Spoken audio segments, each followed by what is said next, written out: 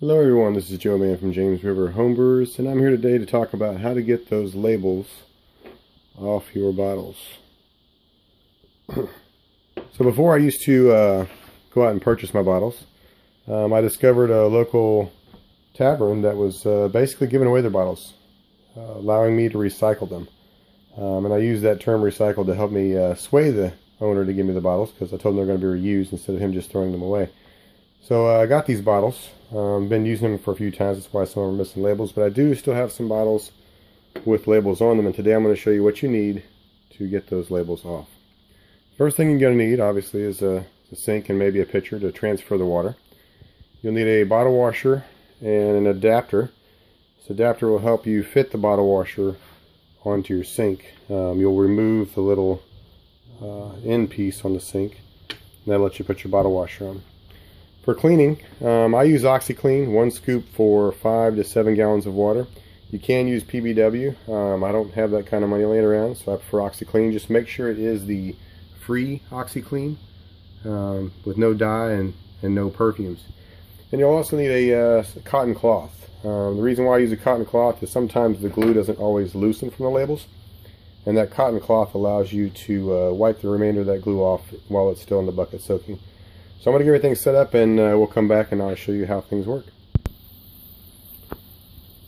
Okay, I got the bottle washer attached, and I'm going to go ahead and start rinsing the bottles.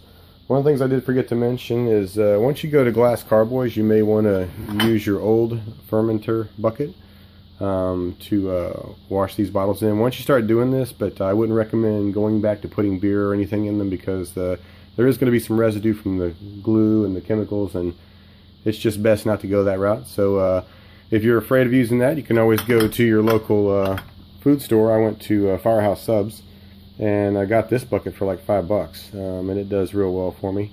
It did smell like pickles the first few times I used it, but it hasn't affected any of my beers, so went that route. And then if you really want to step up to the big boys, you can get a rope bucket at your local hardware store. Generally those things hold about 15 gallons. And you can get a lot more bottles in there and get everything done at one time. Last thing you're also going to need is a dishwasher, and preferably one with a sanitize cycle on it.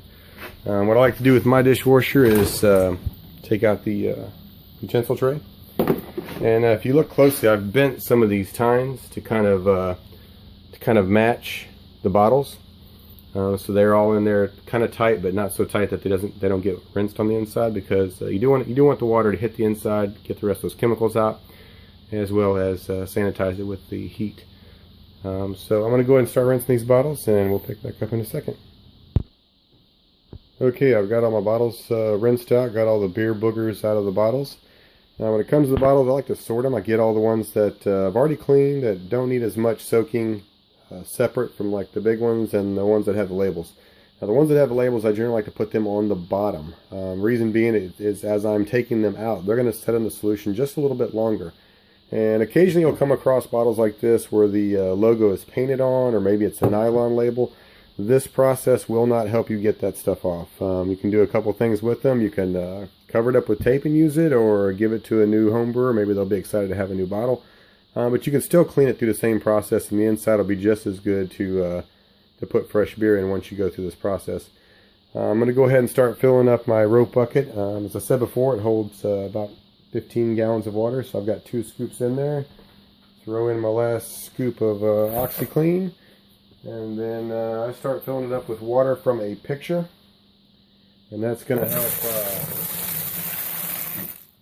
help mix that in there really good. Use the hottest water you can get out of your tap. I got my hot water heater set at 125.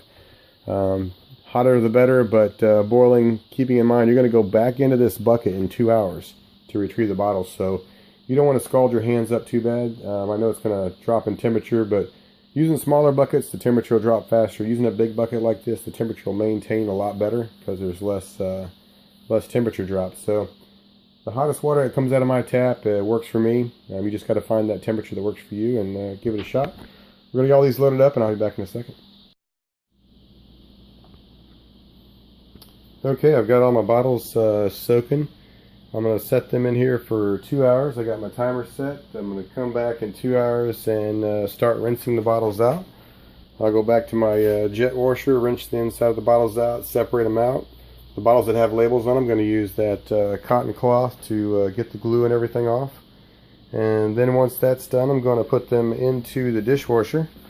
And I'm going to set it to sanitize cycle and let it run its cycle through. Once that's done, I'm going to let it sit in there for about 20 minutes just to cool off. I've grabbed bottles straight from the dishwasher before, and it's very, very hot. Those bottles can come out at over 200 degrees. So what I like to do is let them sit in there for about 20 minutes, maybe leave the door cracked open, let some of that steam out. Let them drop the temperature, and then I place them immediately into boxes. I put fresh paper towel down, clean paper towel that doesn't have any dyes or perfumes.